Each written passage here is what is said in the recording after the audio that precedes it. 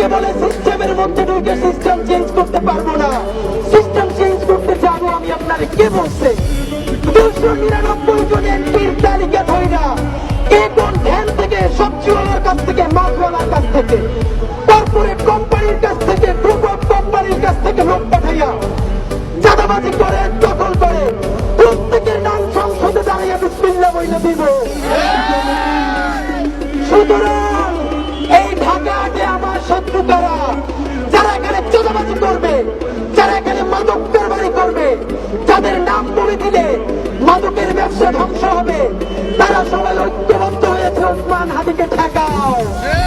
এই চাঁদাবাজি সিন্ডিকেটের সাথে জড়িত, যারা সেই আমলাতন্ত্রের মধ্যে জড়িত, আজকে সকল চাঁদাবাজের সেই গ্রুপ, মাফিয়াতন্ত্রের গ্রুপ, দখলবাজদের গ্রুপ এক হয়েছে যে এই ছেলে তো সবার নাম বলে দিবে।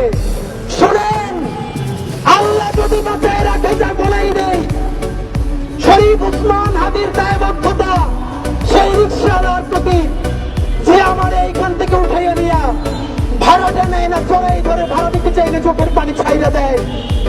আমার দায়বদ্ধতা সেই রিক্সাওয়ালা শ্রমিকওয়ালা ভাই বোনদের প্রতি, যে 50 টাকা 100 টাকা দিয়ে আজকে আমার র্যালি করে দেয়।